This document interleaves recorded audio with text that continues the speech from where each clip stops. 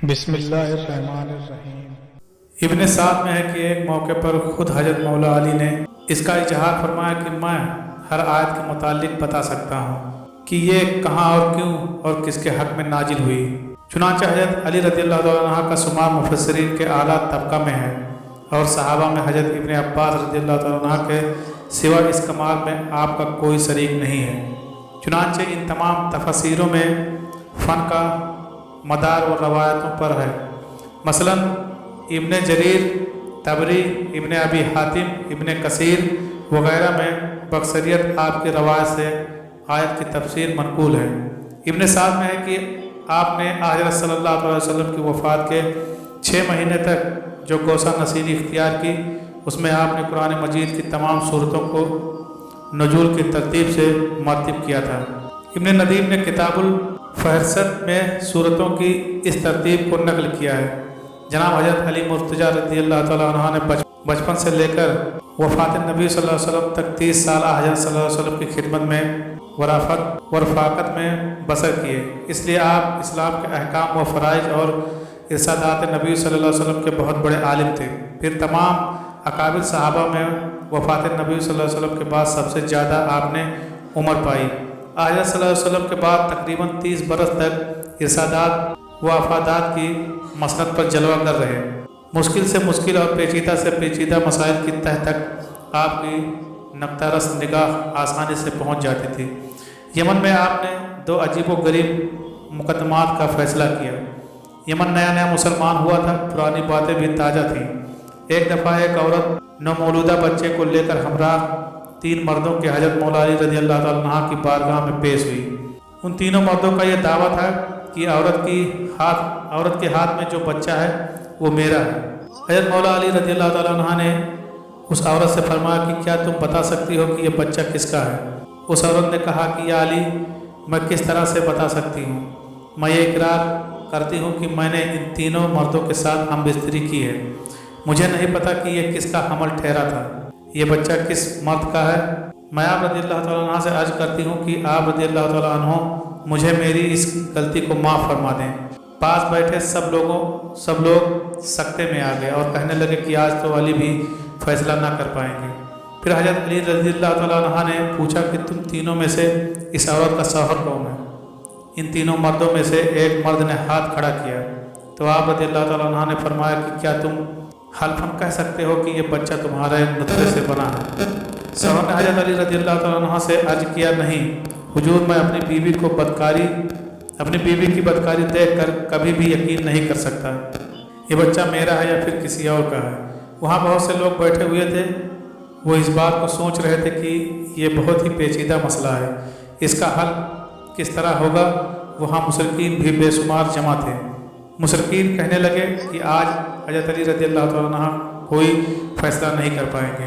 حضرت علی رضی اللہ تعالیٰ عنہ کچھ دیر تک چپ رہے، پھر آپ نے پیدا ہونے والے بچے کی ڈیٹ مقرر کی اور ڈیٹ کے 3 حصے کیے۔ اس کے بعد حضرت علی نے قرعہ ڈالا اور فرمایا کہ میں اب قرعہ ڈالتا ہوں، جس کے نام پر قرعہ نکلے گا بچہ اس کا ہوگا۔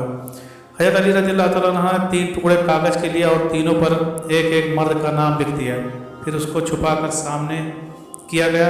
ایسا کئی بار کیا گیا۔ جب بھی قرعہ نکلتا تو ایک ہی مرد کے نام کا قرعہ نکلتا تھا۔ جس کے نام اس لڑکے کا قرعہ نکلا، اس مرد کو اس لڑکے کا باپ تصور کیا گیا۔ لڑکے کو غلام سمجھ کر اس کی قیمت لگائی گئی اور قیمت کے 3 حصے کیے گئے۔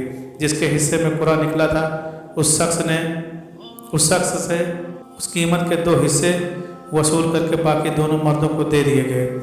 جب یہ بات حضرت محمد صلی اللہ علیہ وسلم تک پہنچی تو حضرت محمد مصطفیٰ صلی اللہ علیہ وسلم نے بھی فرمایا کہ اگر یہ مسئلہ میرے پاس آتا تو میں بھی اس مسئلے کا حل اسی طرح کرتا جس طرح حضرت علی رضی اللہ تعالیٰ عنہ نے فیصلہ حل کیا ہے۔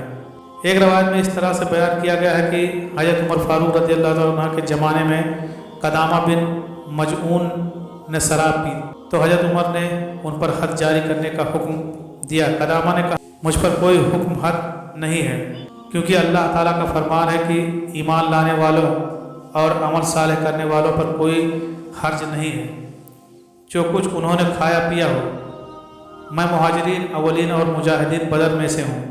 हज़रत उमर फारूक रज़ियल्लाहु तआला अन्हु ने फरमाया कि तुमने दुरुस्त कहा, इसलिए कदामा को बगैर किसी सज़ा के रिहा कर दिया जाए, इस पर कोई हद जारी ना की गई।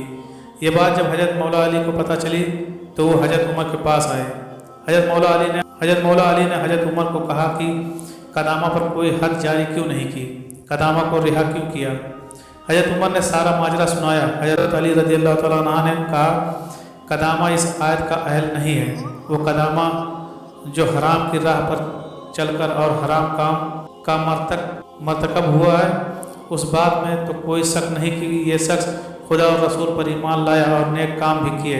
अलबत्ता ये लोग खुदा की हराम की वो चीज़ को हलाल नहीं कर सकते। बस कदामा जो अल्फाज कह चुका है उसको तौबा करनी चाहिए। हज़रत अली रज़ियल्लाहु तआला अन्हु ने फरमाया कि अगर यह कदामा तौबा करता है तो उस पर हद जारी की जाए, अगर कदामा तौबा ना करे तो उसको कत्ल कर दिया जाए, क्योंकि वो मिल्लत इस्लाम से खारिज हो गया है। हज़रत उमर समझ गए थे कि कदामा को छोड़कर गलती की है। हज़रत उमर ने कदामा को दोबारा तलब कर लिया और कदामा को कहा कि तुम तौबा करो। कदामा ये बात अच्छे तरीके से समझ गया था कि मेरे बारे में शरई सज़ा क्या है। कदामा ने तौबा की तो उसकी कत्ल की सज़ा तो माफ़ हो गई। तौबा कदामा पर हद का मसला बाकी था। हज़रत उमर ने हज़रत अली रज़ियल्लाहु तआला अन्हु से पूछा कि आप मशवरा दें कि कदामा पर किस तरह हद जारी करनी चाहिए। हज़रत अली रज़ियल्लाहु तआला अन्हु ने फरमाया कि कदामा को 80 कोड़े मारे जाएं, क्योंकि जो भी शराबी नशा करता है तो वो मस्त होकर बहकी बहकी बातें करना शुरू कर देता है। हज़रत अली रज़ियल्लाहु तआला अन्हु के कहने पर कदामा को 80 कोड़े मारे गए।